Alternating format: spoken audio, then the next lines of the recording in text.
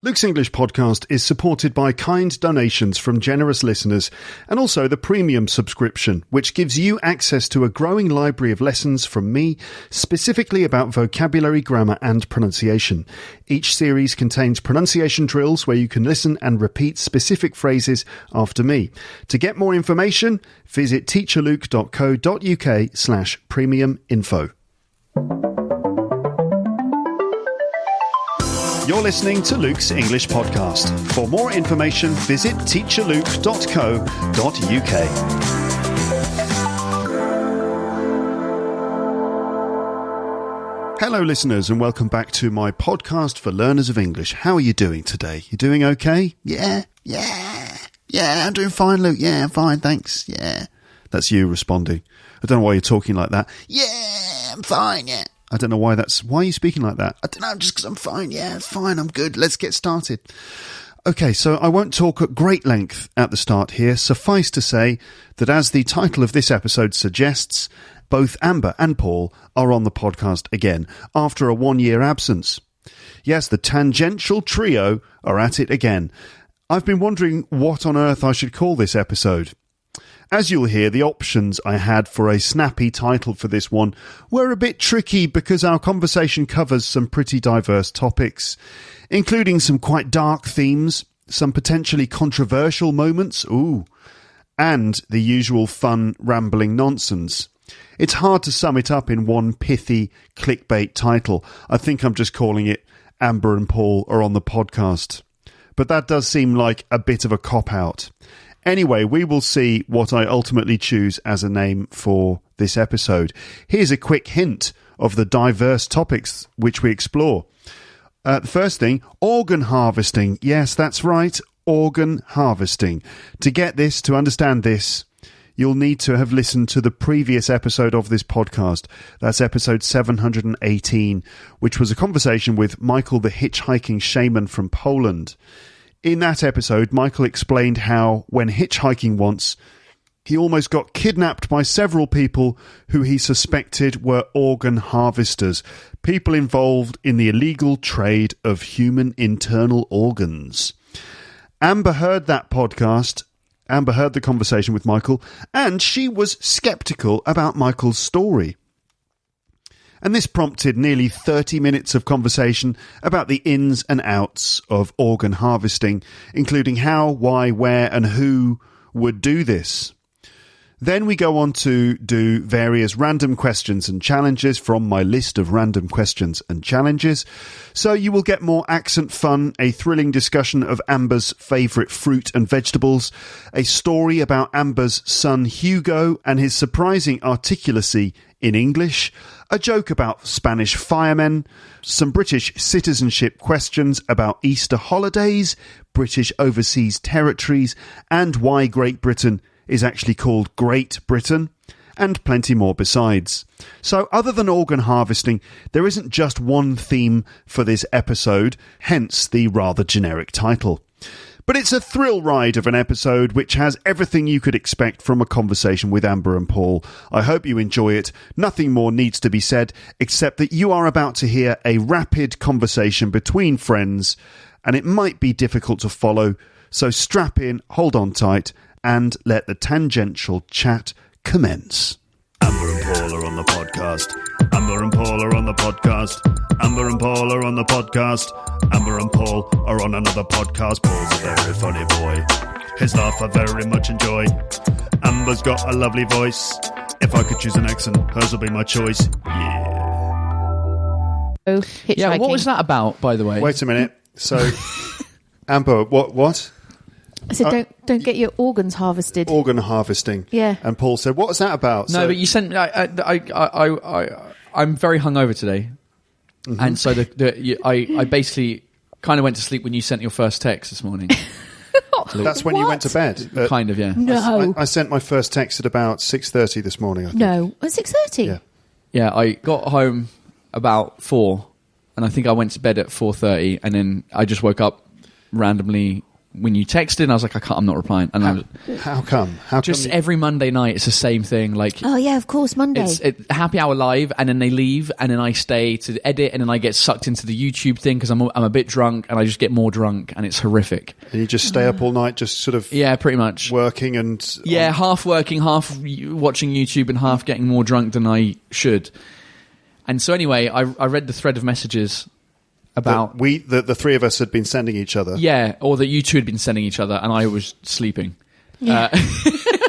But I woke up to some Polish thing about organ harvesting. Do you want to explain, Amber? I was listening to Luke's podcast. Oh, so it is actually your podcast? Yes. Okay. I thought it was another, because every time I said that this just before you showed up downstairs. I was like, every time I see Amber, she's like, there's a podcast you have to listen to. And I'm like, it's called Luke's English Podcast. And I'm like, yeah, I'll listen to it. And I never do because I just never find the Amber's time. always doing that to me. She's always trying to get me to listen to podcasts. And she's like podcast shaming us, being like, why aren't you listening to these podcasts? So I thought it was a podcast that you found about some Polish organ harvesting. No, I mean, I do listen to a lot of podcasts. I just want to share the love, which is why I recommend them to you. Don't feel obliged. You don't need to listen to them. Just saying, they're out there. Mm-hmm. I just, I walk the walk. I talk the talk. But no, this was Luke's podcast, and it came out yesterday evening. Yesterday, and so I was like giving it a listen to I like to catch up with what Luke's doing from time to time and give a listen. Instead of calling him, you just listen to him passively. Yeah, just tune in, just log on to the RSS feed rather than actually speaking to me. The conversation that Amber listened to was from episode 718, which is a conversation with Michael the Shaman. He was a runner-up in the recent competition I did. Okay. Which is basically, people send in some recordings and other people vote on them.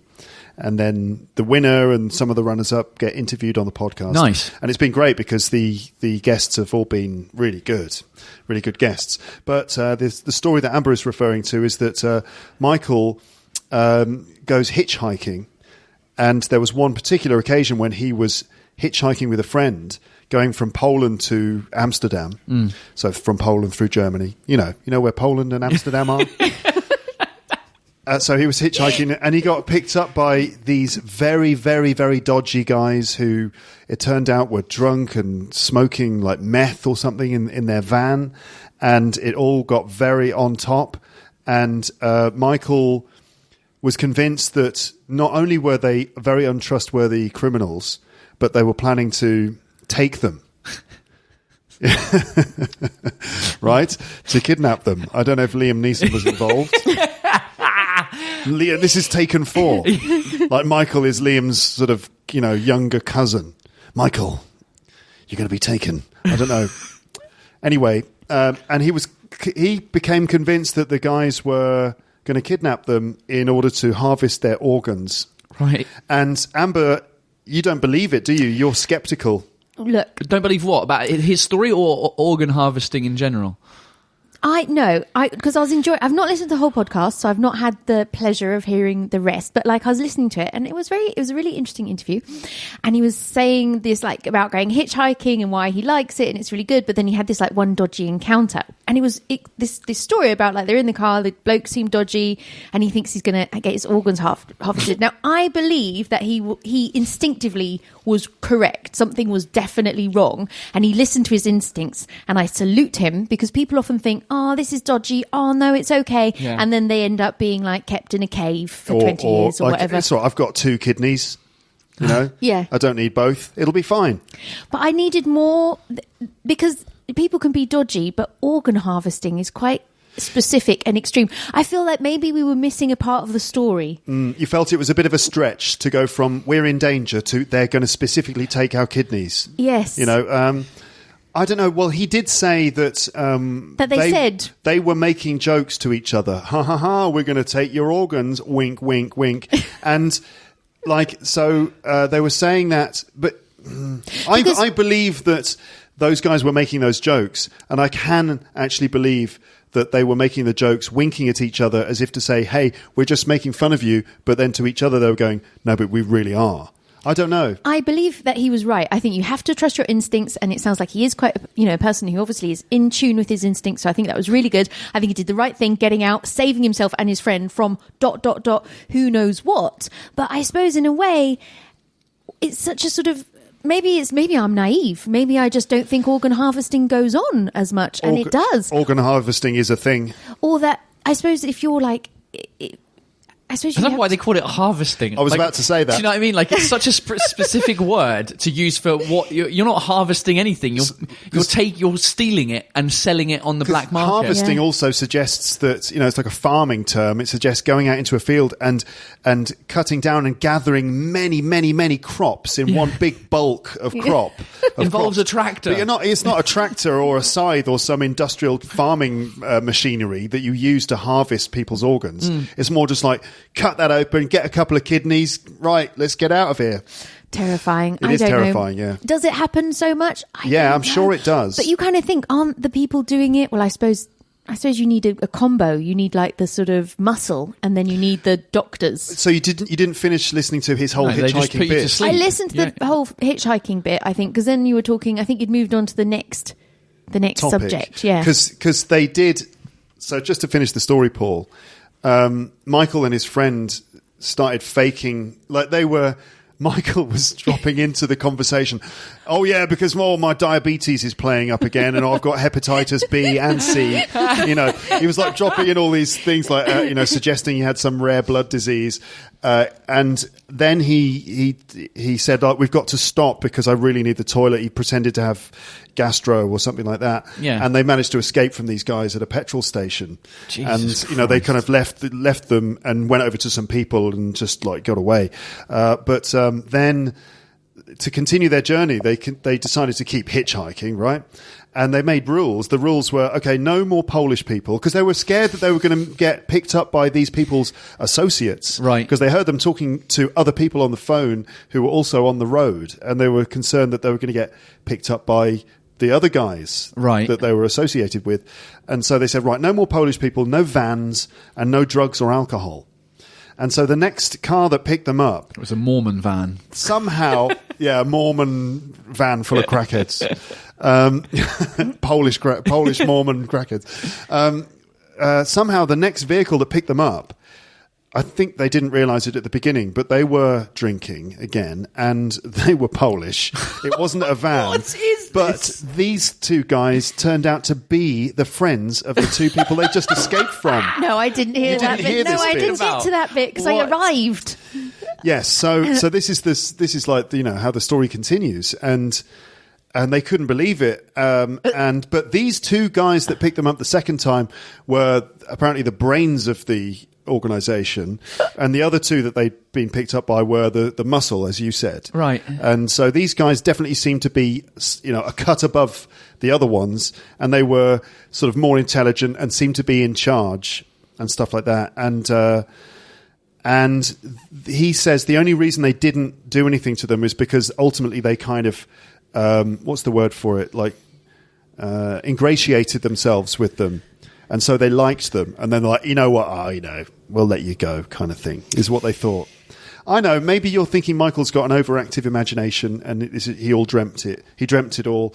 But, I don't doubt that these sorts of things happen. I also don't doubt that there are dodgy people like that. I've met people like that in dodgy pubs in sort of... Or organ not stealers. Organ harvesters, no, but you know what I mean? Like, just...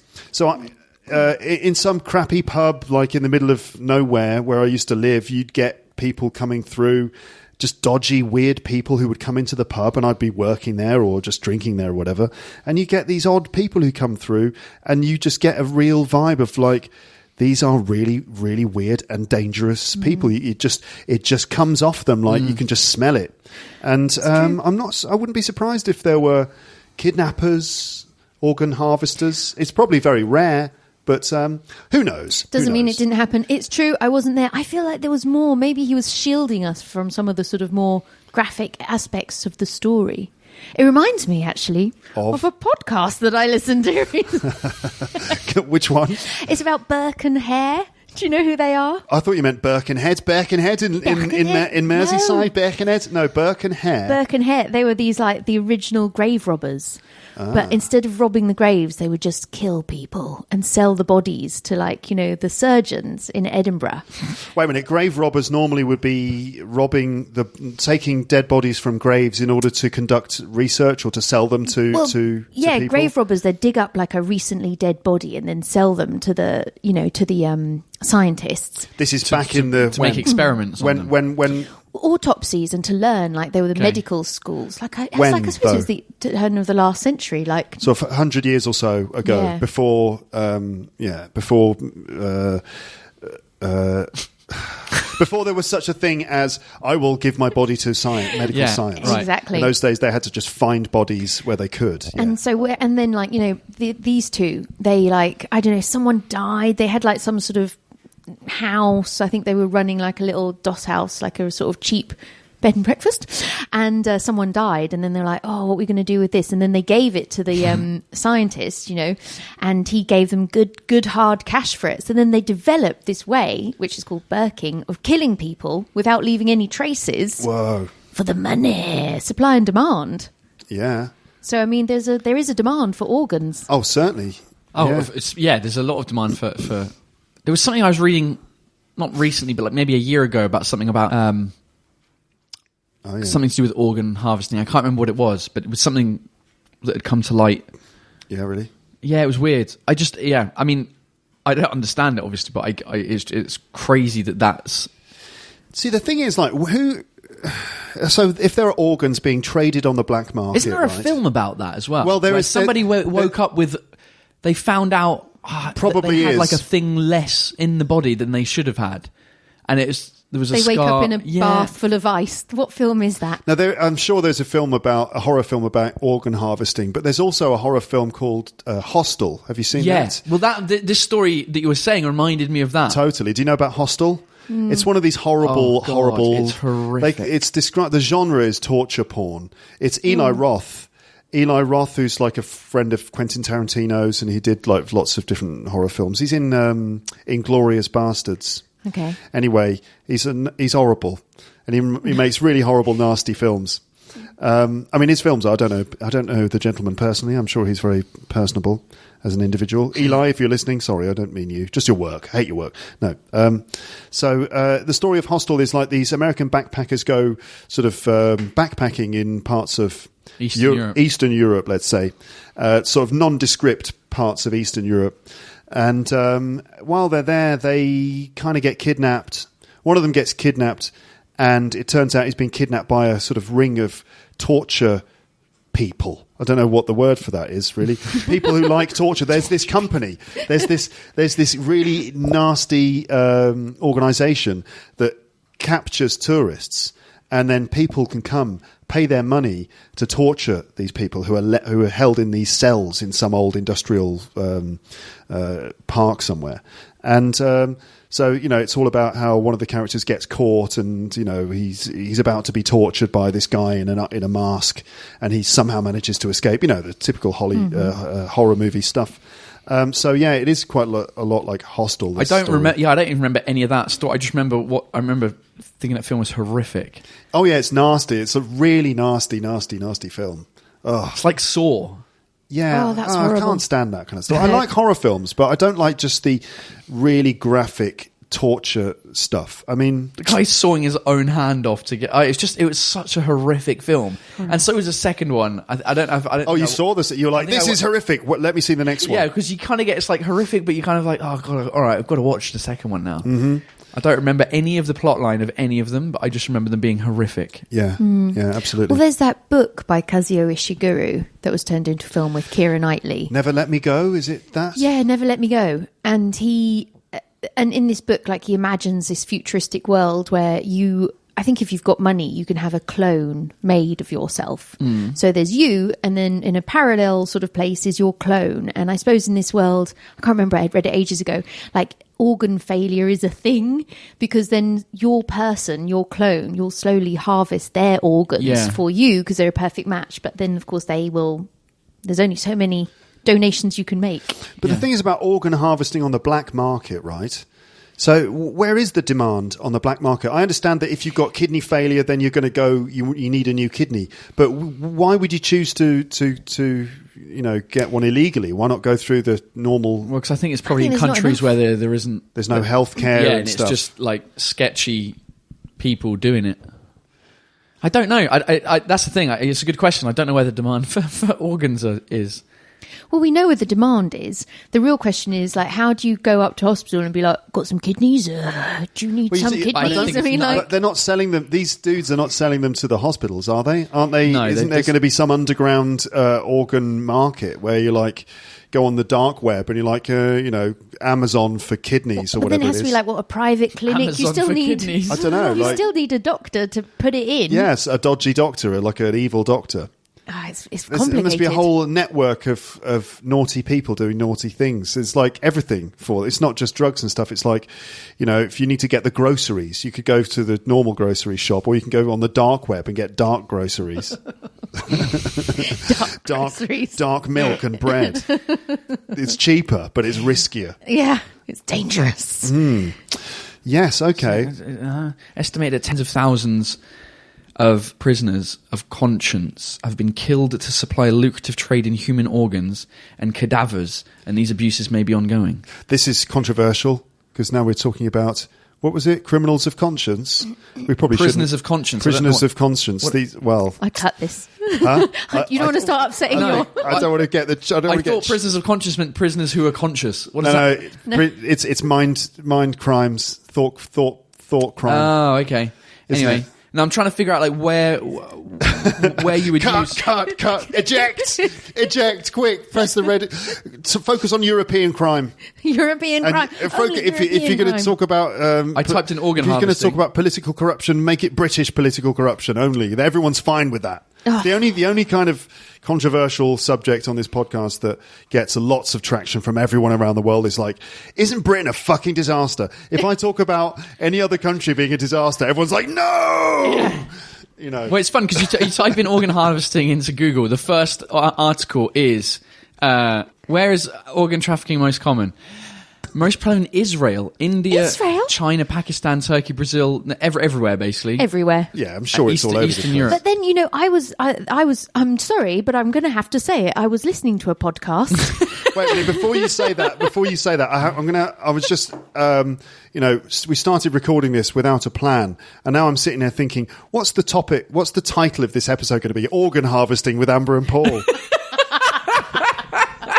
We should actually go out and do some. So we're going to now go out into the streets of Paris, see if we can do a little bit of organ harvesting. Anyway, you were listening to a podcast. I'm listening to a podcast. It's called The Happiness Lab. And it's this woman, and she kind of looks at what things you can do to make yourself happy. And it's from Yale, I think. What's the name of the woman? It's not Gretchen Rubin, is it? No, it's not that's another Rubin. happiness podcast. That's what my wife listens to. Oh, really? Oh, yes. There's lots of them. Hold on, I'll see if I can find Mine listens to the A Penis podcast. Oh, she can't pronounce happiness. Happiness. Is it Happiness podcast? It's a happiness lab with Dr. Laurie Santos. Okay. And so she's got all these different things like, what did Buddha say, and what did, ancient wisdoms and stoicism and philosophy. It's like, if you're feeling a bit sad, just get a new brain on the black market. Or get a new brain. No, but one of the things is about generosity, giving things. You're happier if I gave you 20 euros and I said, you can spend this 20 euros on yourself, or you can give this 20 euros to Paul. Actually, giving the 20 euros to Paul would make you happier than spending the money on yourself. No, it wouldn't. Give the money to Paul, Luke. No. Well, according to Dr. Laurie Santos, generosity, giving, whether it's time or money, giving these things, these gestures to help other people really makes you happy. And then they looked at these extreme forms of altruism, including someone who donated one of his kidneys to an unknown person just because he was he realized there was a need and was like, this is awful. I don't need this kidney. I'm going to give it to someone else. And they looked at these people who do this, who give these organ donation, not to a family member, but to a stranger, and how fulfilling it is, apparently. So Michael from Poland, just maybe you should have given the kidney. Yeah. Just saying. Well, giving is one thing. Have you ever seen the film £7? No. With Will Smith? Yeah. No. It's unbelievable. It's basically that. It's he is that makes 7 donations to he basically donates parts of him to other people, to like 7 different people. It's a really touching movie. Like, I remember just like bawling my eyes out. Oh wow. Yeah, it's a really good film.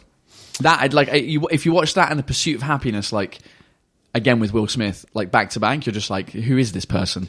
Because I remember him, from Men in Black being funny, and then like these films are great. So anyway, yeah, that's £7 is about that. So would you give up a kidney then, Amber? I mean, I'm not gonna lie, I'm not that tempted to give up a kidney like that. So the human body it's just fine with one, is it? It's fine with one, unless that one packs up. Until that one packs up. Right, so you get 2 just as one as a backup as the other one. Why don't you get 2 of everything? Why don't you get 2 hearts? Like, the other, you got one heart struggling, the other heart's like, it's all right, I got it. Like octopus. Relay race. Yeah. An octopus. Do octopuses? They've got 3 hearts. Have they? That's a bit greedy, isn't it, of them? I mean, they've got 8 legs. 8 legs, 3 hearts. Bloody hell. But they don't have other things. They don't have, arms? But when you've got 8 legs, who needs arms, right? They've got a beak as well, octopuses. They have a beak like a parrot. I thought that was a squid. Maybe a squid too, but no, octopus has got a little beak in there as well. Oh. So, what's it doing cracking the nuts open? I don't know. What's it got just a beak for? Eating berries and nuts and things. I don't know. But anyway, is that the conclusion of our organ harvesting yeah, I think so. I think we should move on from organ harvesting. Because I feel obliged to make the entire episode about organ harvesting now, but then we're just, then we'll be dragging out the subject. So instead I'll say this. Paul, hello. So what's the situation? We started again. The situation is we're at your place, Luke. We just had lunch. Mm-hmm. What was the lunch? Bento box. Of? Chicken.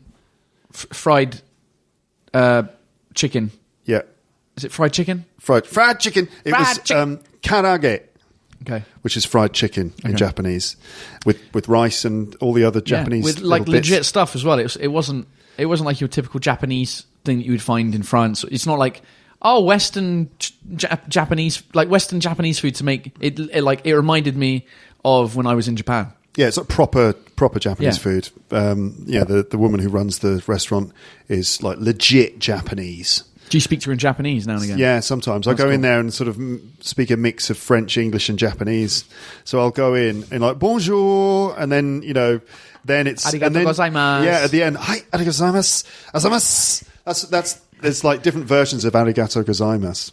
And my favourite one is the drunk company man, the drunk salary man leaving an izakaya at 12 p.m. Mm-hmm. And he'll just leave and he'll just go, azas.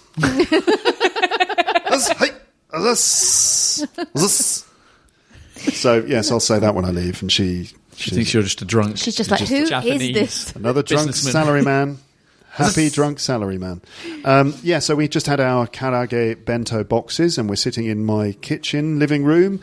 The dishwasher is running. Listeners, Yeah, I don't know if you could. You can probably hear a low level humming sound.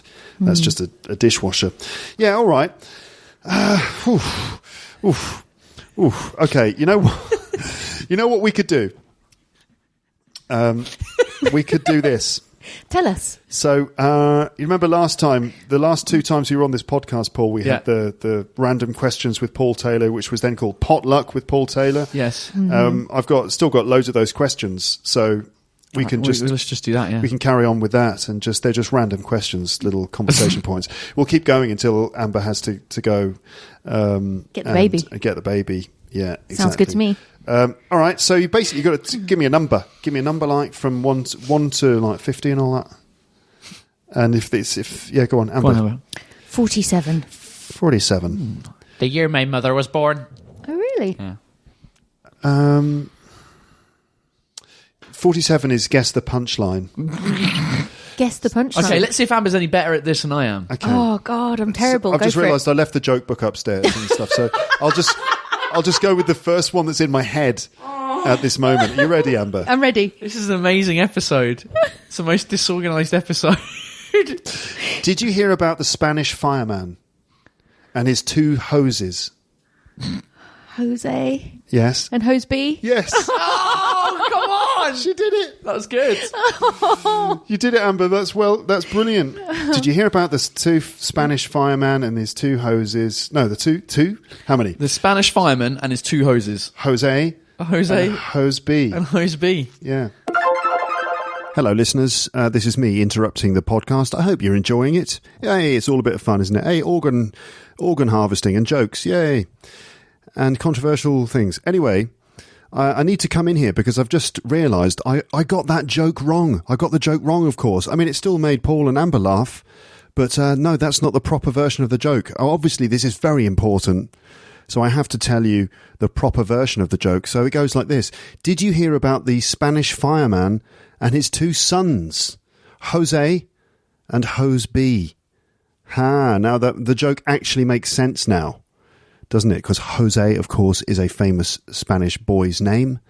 Did you hear about the fireman and his two sons, the Spanish fireman and his two sons, Jose and Hose B? A hose, of course, is the thing that a fireman uses to spray water on fires in order to stop them.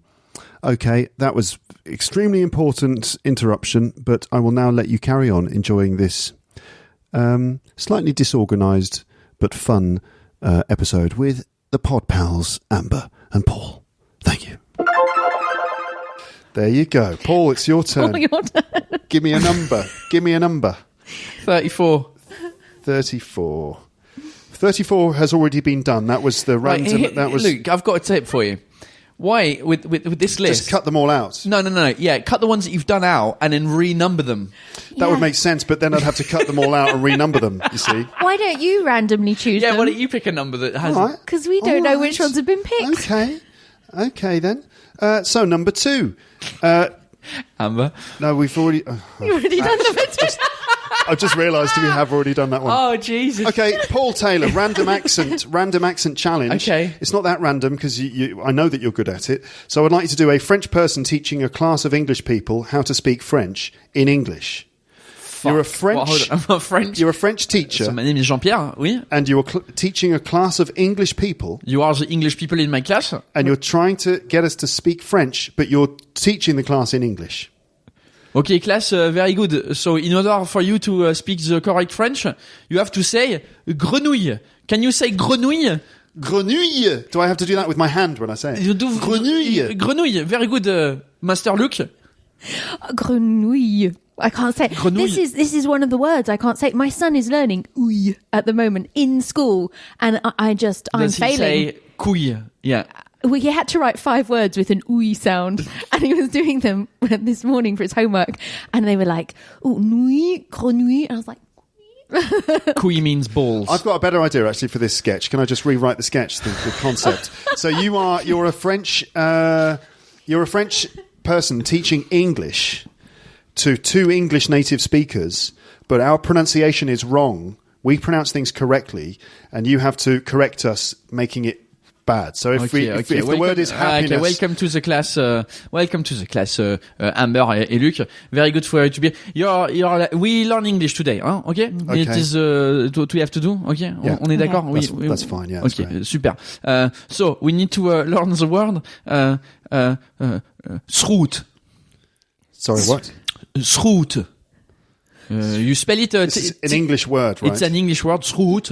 It is... okay. Oh, I've got it, yeah. Throughout. No. Schroot. Schroot.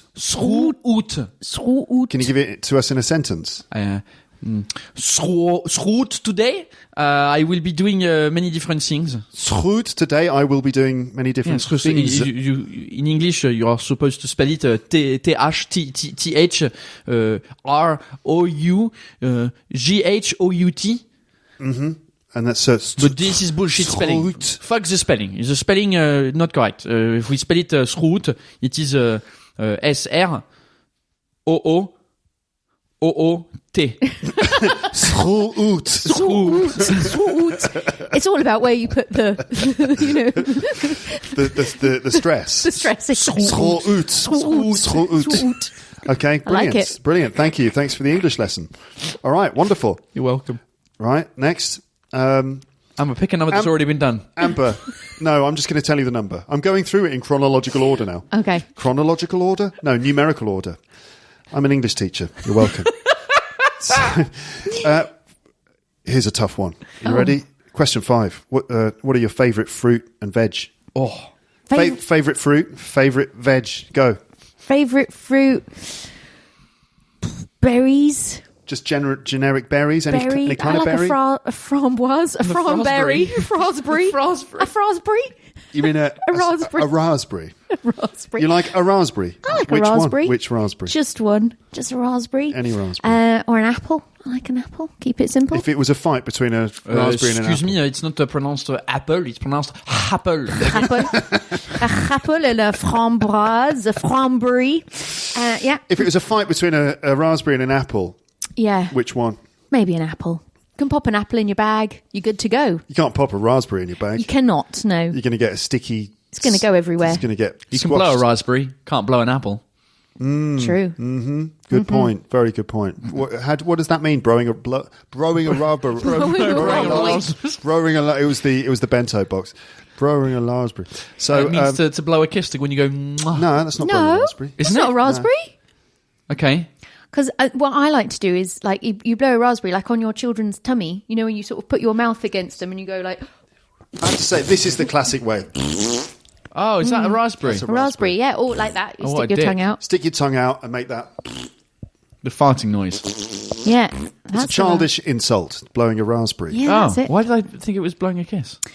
No I don't idea. Know, Paul. No idea. Maybe that's what it is in French. I don't know. Fuck off. I don't think they judge call me. that in French. So that's your favourite fruit. Yeah. What about your favourite vegetable? I mean, you know, Apple is your favourite fruit. Okay, I don't put these in hierarchy. I must admit, I like all vegetables. I'm asking you to do it now. That's the point. That's the point. Point of the thing. I like the way this is your political manoeuvring. Like you have to answer this like you're a member of the Conservative Party. I like a butternut. So imagine you are a Conservative politician. I've just asked you a direct question. You've got to try and avoid it. Oh, all right then. So, Minister, could you please clarify your favourite vegetable? What is your favourite vegetable? Well, I mean, I think we like all vegetables to be represented. You know, eat a rainbow and all that. Yes, but specifically, which one? Everyone has their favourite vegetable. You mentioned, you have talked about this recently. So can you just confirm what your favourite vegetable is? Well, I mean, I wouldn't want to confirm or deny anything about vegetables. I think that they're all, as we've already mentioned, great whether they come from the ground, whether they're grown above ground or underground. I mean, that's the joy of vegetables. So I can definitely confirm, yes, vegetables. And then you probably say something like, I think we've been very clear on this, and obviously the application of vegetables is very important, and people have to have a balanced diet, and let me be clear, as well as another thing they always say. But anyway, Amber, seriously now, what is your favourite vegetable? Well, I think that's been absolutely... No, I'm serious now, Jenny. Forget the politician thing. I said, I like a butternut. I think you can do a lot with a butternut. Butternut squash. A lot with a butternut. Okay. What a random vegetable. You want my answers as well? No, I want you to explain what a butternut squash is.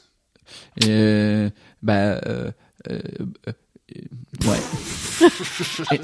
It's like a pumpkin, but with a big arse.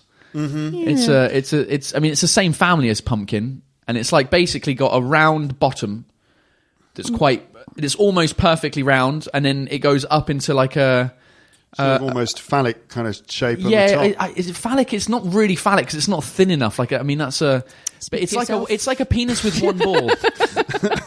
Speak for yourself, Paul. It's a penis with a big. It's a one ball penis. Have you not seen those butternut squashes that grow really? Oh really long? yeah. I'm thinking of like the normal one, the micro, the ones that are probably not organically grown. Yes. That are perfect in shape. Yes. But it's got nothing to do with nuts or butter. So that should be clear, listeners. I expect everyone knows exactly what a butternut squash is now. So let's move on. Okay. Hold on 1 second. The episode should be called "What's Your Favourite Fruit?" With Paul and Amber. No, organ harvesting / favourite fruits. Fruit and veg. The most random mix. Harvesting, whether it be organs or fruit. Just harvesting Harvesting organs and fruit. Harvesting with Paul, Amber and Paul. Oh my God. So the next thing is actually citizenship test. Hold on a minute. Yes, love these questions. I can't even say it. I always say citizenship. British citizenship test. That is the first. Speaking of which, Luke just showed us his brand new citizenship passport. I've got a brand new British passport, which is dark blue in colour. Dark Brexit. My in colour. My hold on, it's bloody. I can't type and talk at the same time. Okay. What is the thing? Hold on. Oh, yeah, hold on. That's your thing. That's my thing on my live every time. Because for some reason, I don't want silence. Yeah. So if I'm trying to do something on my computer that isn't working, like I'm trying to call somebody, like my mum on FaceTime or whatever else it is, I don't want there to be like a weird silence. So I'm just like, hold on. And my fans like count the amount of hold-ons per episode. Okay. So I've found a British citizenship test. Okay. As Sean Connery would say. British citizenship test. Okay. I'm going to be really annoying now and ask you to pick a number between 1 and 24. 1 and 24? Yeah. Go on, 13. 13, that's exactly the one that my cursor was hovering over. Oh, and it's perfect. Okay, Paul, Yeah. True or false? Northern Ireland has its own banknotes, so it does, which are valid everywhere in the UK. Northern Ireland has its own banknotes, which are valid everywhere in the UK. True That or? is true. Check. True is the correct answer. Congratulations. Bank of Ulster. There you go. It's also true in Scotland, as Michael McIntyre will tell you. Don't need your English bastard pounds. The idea, if you go into an English supermarket and you bring out a note of Scottish money, £10 note, but it's Scottish, people sort of like look at you in fear. It's the same with the Irish. Same with the Irish one too. Yeah, and Wales has its own notes as well. And then there's always a Scottish guy there who goes, "Excuse me, that's legal tender." Yeah. The phrase that, as Michael McIntyre says, the phrase that's only been invented for that one moment in time where you have money from one of the other UK countries and you try and spend it there. I didn't know Wales had its own money. I think Wales has got its own note in my... It'd be funny if Wales had its own money, but it's not valid. It's only valid in Wales. I've got my Welsh money. Your Welsh money's no good here. It's like the Brixton pound. Just good for Wales. Right. Amber, you're going to do a citizenship test as well. Give me a number between 1 and 24, but not 13 because we've already done that. 24. 24. Okay, what did the Scottish man John Logie Baird develop? And you've got multiple guess if you want it, multiple choice. I do want multiple choice. Oh, wait. Television, radar, the personal computer, the impersonal computer. That's a joke. Television, radar, personal computer, or radio. John Logie Baird. John Logie Baird. That's not how that's a terrible. That reminds me of like every time I hear his name, I think of Yogi Bear, like the cartoon. Yeah. Okay. I don't know why. That doesn't. Well, because it sounds practically the same. Yeah. That's why. Yogi Bear, John Logie Baird. John Yogi Bear. Imagine if Yogi Bear's name was John. All right, John. Yeah, John Bear. Do you know John this? You're a technical Yogi Bear. person. What is it? What was the last one? Radio. It's TV, radio, computer, or what was the radar? Well, he didn't invite radio. It's not radar, and I don't think it's radio. Why did you think if radio had been invented by a Scottish man, it never would have taken off? Because people would have turned it on and said, "I can't understand a word he's saying. Switch it off." Speaking a foreign language. It's just like... I don't think it's the personal computer because if I'm not mistaken, Apple invented that. Like, Apple invented the first computer that was made for personal use at home. Well, it's a more graphical unit. I was leaning to personal computer because I feel like that's the one that I definitely would. I feel like I know his name. I know his name. I would lean more towards TV, but it's either TV or computer. I don't think it's computer. But having said that, the internet was invented by an English guy. Oh, come on, guys. Get on with it. We don't know. I don't know. Just multiple guess. That's why it's multiple guess. What are you going with, Amber? I'll go with personal computer. I'll go with TV. No, you're wrong about the personal computer. Paul says TV. It's the TV. The only time in history that Paul knew something that Amber didn't know. often knows things I don't know. No, not in regards English. No, yeah. This whole episode should have been a citizenship test because this is fun. We've done that. We have done that before. Yeah, but it's always fun. Yeah, come on, let's do another one then, Paul. Go on. Okay, go on for it. Give me a number between 1 and 24. 2. I should have said give me a number between 1 and 23 because we've already done 24. But still, sorry, the number was 2. 2. You're gonna take a number 2. Yeah. Okay. Is that the question? Did everyone get that? Yeah. Did everyone get that? Paul is having a number 2 now on the podcast. Blew a raspberry there just to emphasise the. No one, you're still not getting it. I'll just tell the joke again. I'm sure that'll be fine. It's worked really well for me before. Nothing ever went wrong having told the joke again. Just send a comment in, listeners, if you didn't get the number 2 joke. Okay, I won't be bothered by that at all. So then you can re-explain the Russian joke. That was subtext. Anyway, St Helena, Amber. Yeah. St Helena is a British overseas territory and is part of the United Kingdom. This is your question, Paul. It's the British overseas territory and is part of the United Kingdom. St Helena, which is an island somewhere. Was Napoleon's island. Right, it's where Napoleon got sent. Yeah, to die. Right. Interesting. They could have just shot him. They didn't need to send him to an island. They didn't want to make him into a martyr. They wanted to forget about him. Oh, I see. It didn't work, did it? No, not at all. No, no one forgot about Napoleon. Literally, no. There have been more books written about Napoleon. In fact, Napoleon is more famous than the island he was sent to. Anyway, St Helena is a British overseas territory and it is part of the United Kingdom. True or false? Oh. You have heard my stand-up routine, haven't you? True. You say it's true? I'm going to say it's a British overseas territory, but it doesn't necessarily mean that it's part of the UK. I'm going to say false. Is it a true or false question? It's a true or false question. I'm going to say, does it give you the answer afterwards? Does it explain it if it's false? It might do. Because there's loads of British overseas territories that aren't part of the UK, but they're British overseas territories. The thing is that in France, anything that is a French overseas territory is part of France. No, that's wrong as well. Is it? Yeah. Paul is nailing it today. He's on fire. Things like Martinique and Guadeloupe are French. This is the guy who doesn't have a British passport as well. Yeah. Yeah. But something like Guyane is a French overseas. There's French overseas territories and French overseas departments. So the departments are part of France because so Martinique and Guadeloupe are departments, but the territories are not. They don't have French law. They're departments. They're like the departments of relaxing and having a nice something time like that. on Yeah. the beach. So I have a feeling it'll be the same. Cause the thing that gave it away for me was territory, a British overseas territory, rather than I don't know what else we have. I don't think department would have been a word. No. So is it true or false then, guys? Amber, you're saying... I'm going to go with true. True. Paul is saying false. The answer is that it is false.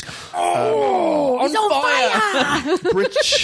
British overseas territories such as St Helena and the Falkland Islands, a little bit controversial there as well, are linked to the UK but are not part of it. So they're not part of the UK, but they have like the Queen as their figurehead and yada yada yada. They're not. I mean, it's not. It's stronger than being in the Commonwealth. They are British overseas territories. Yeah, I'm failing being British. Yeah. Let's not talk about the Falkland Islands. Let's just move swiftly on. Do you want to do another citizenship? Let's do it. I've got time for one more. Yeah, let's do it. You've got time for one more, have you, Amber? Yeah. Okay, so love this episode. Paul Taylor. It's gone from Polish people stealing organs. Very strange trajectory. So favourite fruit and vegetables to British citizenship test. So ready? Go on. Yeah, go on. Number. Hold on, it's Amber's turn. No, she just did the last one. She did the St Helena one was yours. Yeah, it was. All right, number 17. Yeah, number 17. What is your favourite fruit? No, not really. Can I have your kidneys? No, it's not that either. Okay, so what is Good Friday? What is Good Friday? You've got multiple choice. I know this one. I know it. What is Good Friday? Do you want the choices? Yeah. Well, because I don't know. Well, it is. Bear in mind that it's Good Friday, so it must be something good. Yeah, it's the Friday before Easter. But that's not the answers that it's going to propose. So would you like the answers? Yeah, because I need to know what... Good Friday, right? Is it the day when Jesus Christ rose from the dead, when he was dead and then he came back? Is it the day when Jesus Christ was born? No. Is it the day when Jesus Christ died? Yes. Is it the day when Jesus Christ became 30 years old? Yay! Happy birthday, Jesus! Good Friday. Also his birthday. That's a trick question. Yeah, Friday. No, because he came back 3 days later, didn't he? So I feel like he died on the Friday. And that's why they call it Good Friday. And then Friday, Saturday, Sunday, and he came back on a Monday. There was a sketch about this that was pretty funny. Oh, okay. It's been done before, has it? Well, they were just talking about... Is it Foil Arms and Hog by any chance? They're the guys who, like, every single video, I'm like, damn, they did it. Yeah. Damn. Every single damn video that those guys do. Well, and every fucking year I look this up and every year I forget. I'm always like, why is he born on the same day every year, but he died on a different day apparently? You know, because Easter is a different day every year, depending on things. Yeah. But I don't know why. Some people might think it's just a story. Pretty good coincidence that he was born on Christmas Day as well. It's kind of easier for the parents. They don't have to buy so many presents. So I think Friday's the day that he died, apparently, and I think he came back on Sunday or Monday. Right. But it's not that... why is it always a Friday, and why is it not a specific date? Well, that's what I don't understand. It's just... They've made it a Friday because it's more convenient for him to die on the Friday because then you've got the weekend to like recover and stuff. You know, he comes back on the Monday, right? So he took him a week. He needs a weekend to get over it. Right. Okay, we're being frivolous about... Was that the right answer? Being frivolous about religion. Nothing ever went wrong with that. My dishwasher is going to beep 5 times. Oh, why do they beep so many times? The washing machine's the worst. It's hysterical. Oh, same. Absolutely hysterical, the washing machine. Anyway, Good Friday is the day when Jesus died, says Paul. Do you want to have a stab at this? No, I know, because we've just had Easter and I bought a Bible, a children's Bible. Oh, yeah. And I thought I'd like read some to my son, but I got a bit of a smitey version.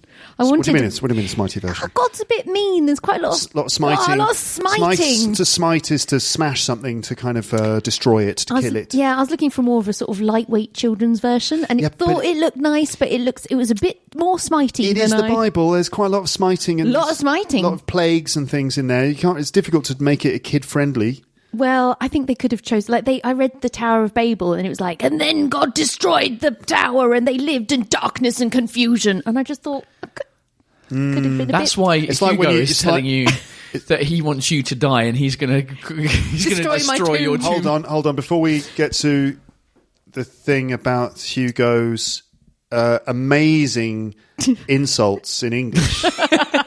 Let's just settle this question once and for all. Amber, do you know the answer, do you? Yeah, died. It's when he died. Because this was the sketch. It was like I can't remember who it was, but it was so funny. And they were like, what's Good Friday about? And it's like, oh, well, he's paraded through town and he's like, his friends give him up and then he's beaten and then he's crucified and they call it Good Friday. And she's just like, oh, those Jewish people, dark sense of humour.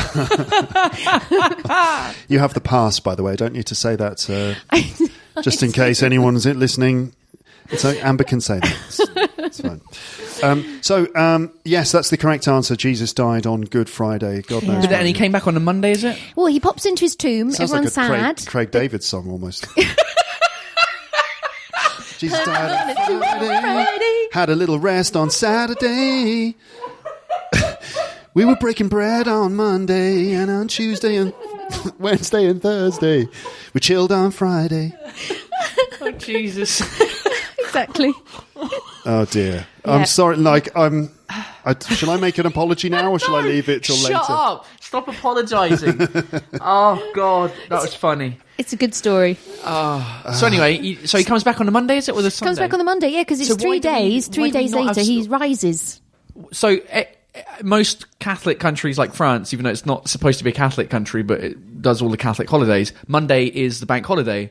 We don't have a bank holiday. We do. Do we? Yeah, Easter Monday. Easter Monday. Oh, so it is a bank holiday? Yep. Mm. Oh, okay.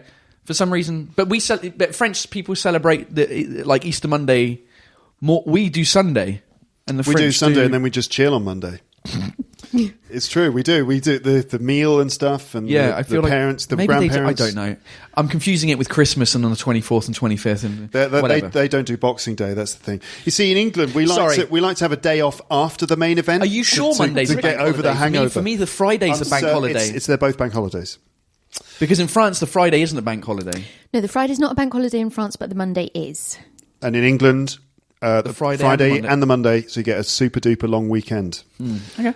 Fair enough. All right. So, listeners, you heard us mention Hugo, who is Amber's son, who has been on this podcast. Actually, he's sort of in the background a couple of times. We haven't mentioned him recently. We've mentioned stories involving Hugo in the past. Like, I won't go into him shitting under the table at a restaurant.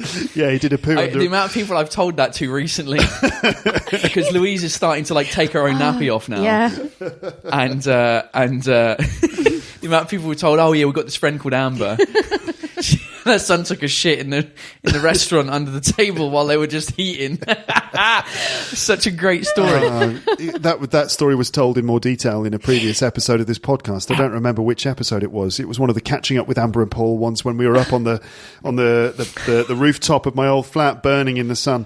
Anyway, so Hugo is now the ripe old age of 7 now. 7. And his English is incredible, and his English excels, especially when he is insulting you. Yeah, he's pretty good. He's pretty good at all things, but he sounds like a book because he listens to audiobooks, so like Harry Potter and Percy Jackson. Mm-hmm. And so he does come out with some sort of quite sort of florid literary language. Yeah. It's great.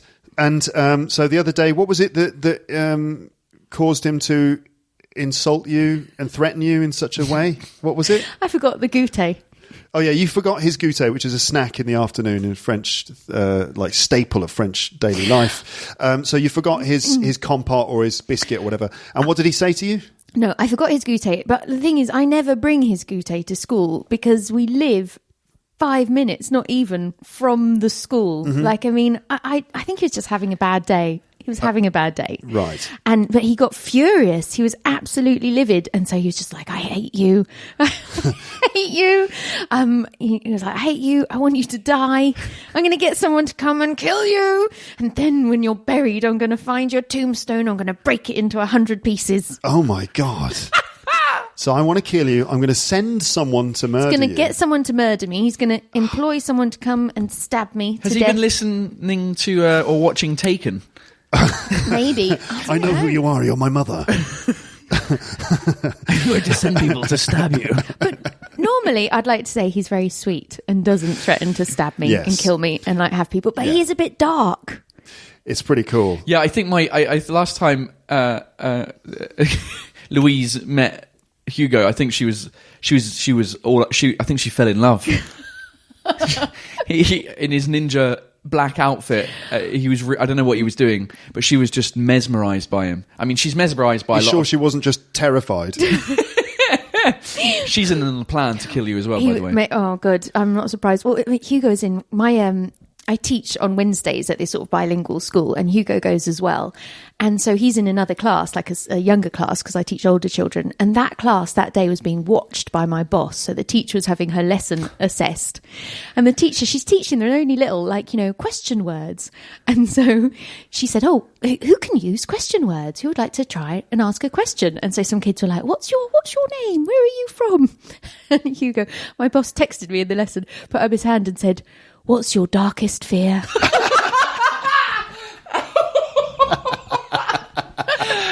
That is amazing. 7 years old he is. And I was just like, okay. And I was like, yeah, it's just very on brand. He just comes out with really dark things. That's amazing. My favourite is he said once to me. Did he ask a question? How do you harvest organs? You should do. Yeah, I need some kidneys. Where can I get them? He said to me once, Amber, because he calls me Amber. He's like, Amber, do you know what tastes better than chocolate? And I was like, I don't know. He's like, my tears. Oh my God. I thought he was going to say like the sweet, sweet taste of revenge. It could be. Oh, the tears of other children. The tears of my enemies who I have smote with my revenge. Yeah. Yeah, he's heading in that direction. Great stuff. Yeah. Great. But because he always wears the same clothes, like it's funny, like sometimes I'll go round to I'll take him round to play at a friend's house and they'll be wearing the same clothes as him. Like they'll have dressed like him. Is he a trendsetter now? Trendsetter. Yeah, just wearing all black. Just wearing all black. I'll go around and be like, he inspired me. I can see that. He's wearing black all the time. He inspired you, Johnny Cash, Darth Vader. Yeah, a lot of people. Yeah, ninjas, all ninjas. All ninjas. Yeah, no, he's got like the ninja style. It's like a conscious choice. He's like, he refuses to wear anything other than his ninja clothes. Am I right?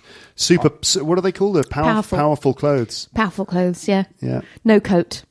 Right, because he's powerful. He can resist the icy. It's a good job cold. he's got some English blood in him then. Yeah. Sometimes it's absolutely freezing and he just will not wear a coat and I just feel so ashamed. But the coat slows him down. It takes away his power.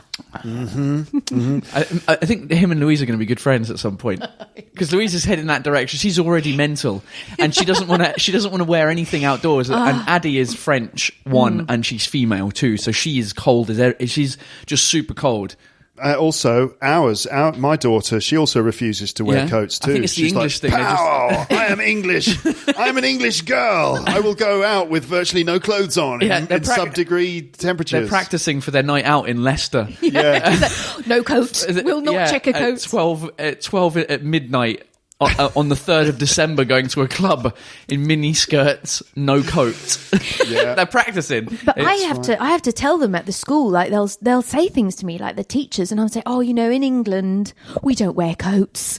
I mean, that's not actually true. It's just that I don't know. Like when I was working in London at the language school, and I used to every now and then take students out on trips into town to visit certain places, the pub.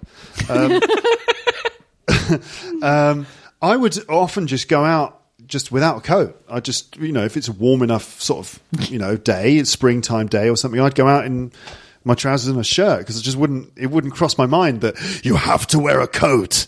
Is kind of, that's the culture in lots of places. Like in Paris, definitely going out without a coat is, you can't go out without a coat. Yeah, I can't go out with a coat or a scarf. So I'd go out without it, just, normally fine. And then my students would be like, "But Luke, you're not wearing a coat."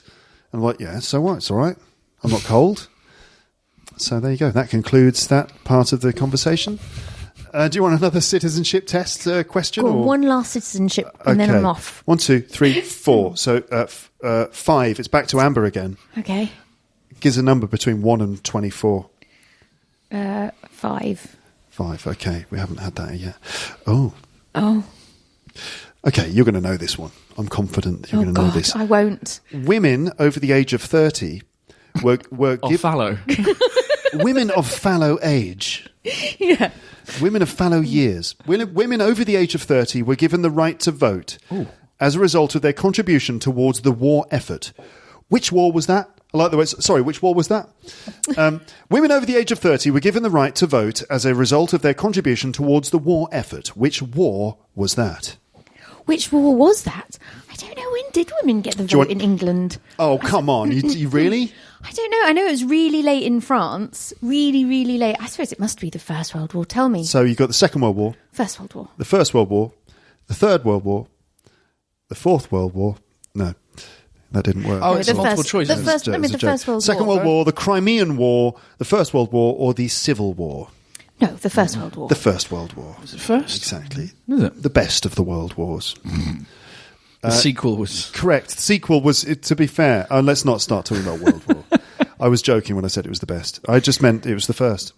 They called it the Great War, though. They did. Oh, what a great war. But it didn't... It's like Good Friday. It's like Great Britain. No, great means big. It doesn't mean good.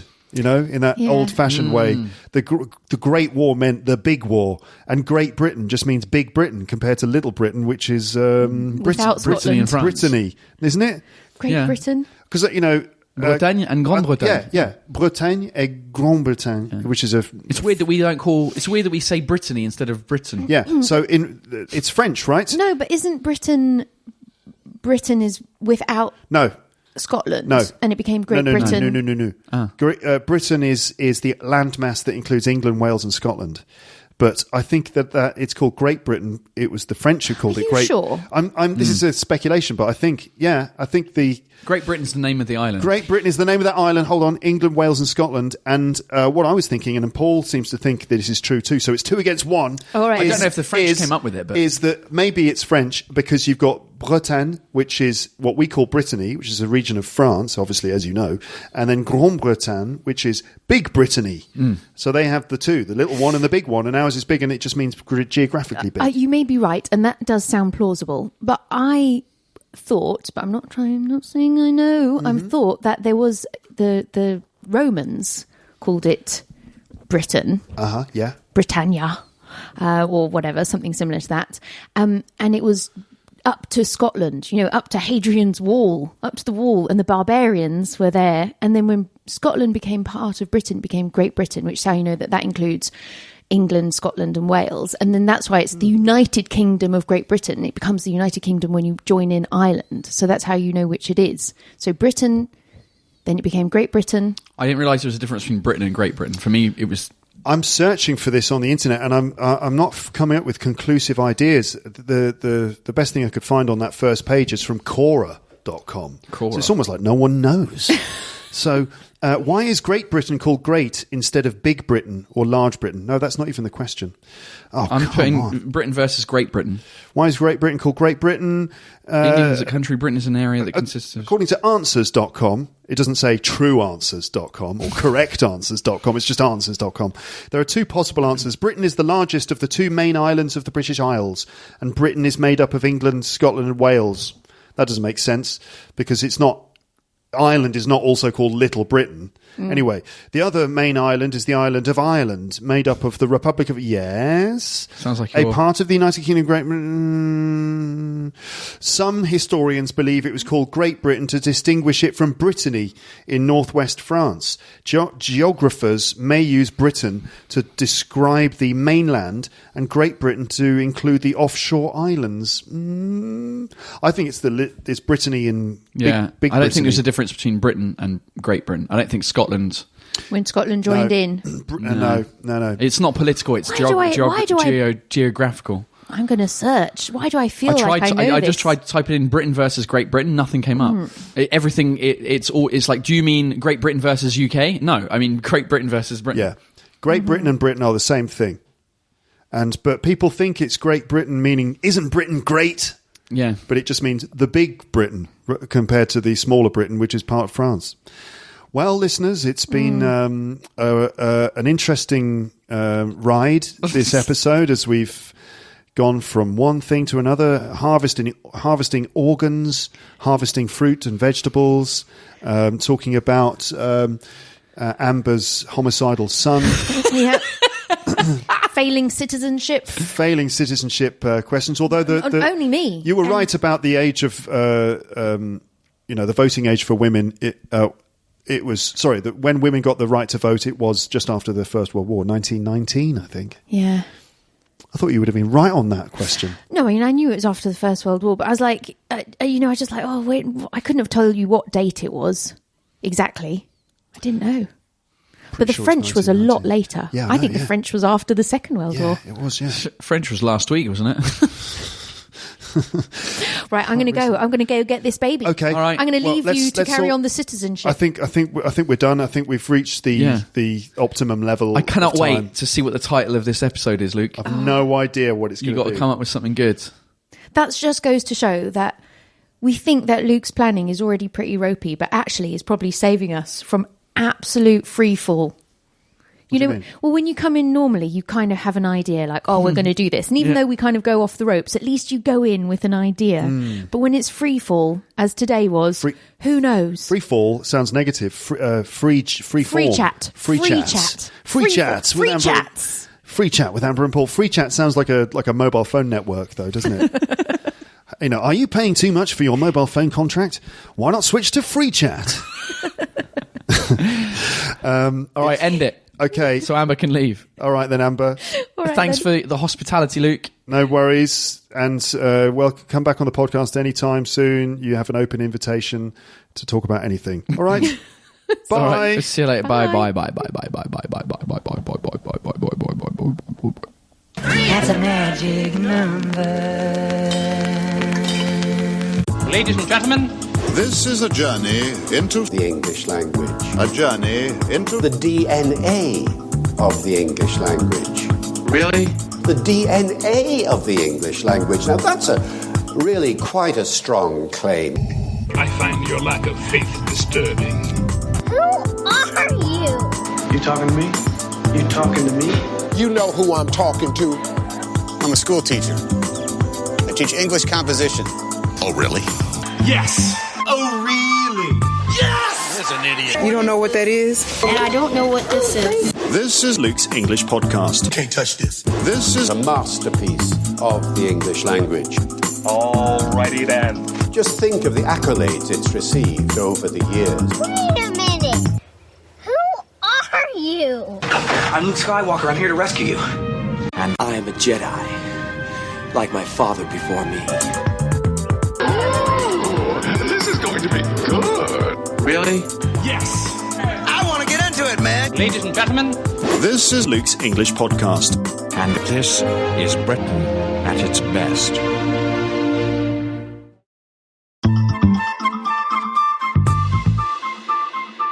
Oh, you lucky people! Well, there you have it. Amber and Paul reunited on the podcast once more.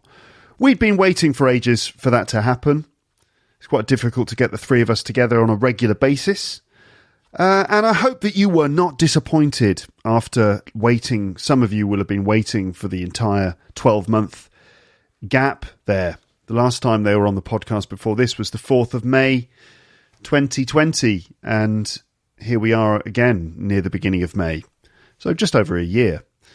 Just in case you were wondering what tangential means and you're not a long-term listener, a tangent, first of all, T-A-N-G-E-N-T, or a conversational tangent, is when someone starts talking about something that is unrelated from the main topic of conversation. So you kind of go off on, you kind of get sidetracked and talk about something else. To go off on a tangent is the phrase. And tangential is the adjective, and it refers to something different from the subject you were talking about. So this is typical of all my podcast conversations. We kind of go off on tangents quite a lot. It's quite tangential, but especially those ones with Amber and Paul. So we are known as the Tangential Trio. As ever, I am curious to know what you think about all of this. Sometimes our conversations become quite rude and inappropriate, you know, as we talk about certain subjects or certain kinds of rude language just come up. But I am just presenting you with a natural conversation between friends. And this sort of thing is normal when socialising in English with your friends. These are the sorts of things that come up. So here are some questions for your consideration. First of all, what do you think of Michael's organ harvesting story? Do you believe it? Is it possible? Secondly, what is your favourite fruit or vegetable? Thirdly, why do you think Great Britain is called Great Britain? And fourthly, that's not a word we use very often, is it? And in fourth, did you hear about the Spanish fireman and his 2 sons? Let us know your thoughts and comments in the comments section. I've got a ton of episodes in the pipeline, which will be coming out over the next few weeks and months. Here's a little taster of things to come. We've got Baha from Iran, the final Whisperlet runner-up that I need to talk to. Then a couple of episodes about expanding your vocabulary using word quizzes and dictionaries with a returning guest. More episodes in the vague Beatles season, including some stuff about the psychology of John Lennon, adjectives for describing personality traits, and some analysis of Beatles song lyrics with a sort of expert guest. So that's coming. That's actually 4 episodes. A general one about John Lennon, 2 ones about adjectives of personality, and then one about Beatles song lyrics. Okay, then I've got various stories which I've been searching for and then reading out on the podcast with YouTube versions. This is because the recent Roald Dahl story I read out was quite a popular one. So I've been looking for other stories, just kind of like searching online for short stories and things. I also recently recorded a series in which I'm reading out extracts from one of my favourite books, and there are YouTube versions of that with text on the screen as well. They will be coming soon. Plus more special guests for interviews and collaborations, more bits of comedy analysed and broken down, and plenty of other things too. I'm still waiting for my shiny thing from YouTube for getting 100,000 subscribers. But when it arrives, I will be doing another YouTube live stream. Who knows, I might even do one before the shiny thing arrives, but I will let you know in any case if I plan to do a YouTube live stream. I should.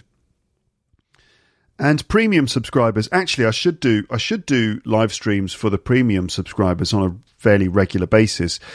There's still lots of things in the premium section that I would like to do. I'd like to expand it in various ways. So, look out for those sorts of things. I might send you an email. If you're a premium subscriber, you might receive an email from me if I have sort of other things planned, like YouTube lives and stuff. In any case, premium subscribers, I have the rest of the What Did Rick Say series coming up. And then a similar series called What Did Jill Say, focusing on language from my recent conversation with my mum about the Beatles. Plenty of nice target language came up in that conversation, so I'm planning to do an episode all about it. And that is following a suggestion from a listener. So, new premium content is either being published, being written, or recorded all the time. So watch out for new episodes. teacherluke.co.uk/premium info if you'd like to find out more. I will be back soon with more episodes, but now it's just time for me to say goodbye. Bye, bye, bye, bye, bye, bye. Thanks for listening to Luke's English Podcast. For more information, visit teacherluke.co.uk.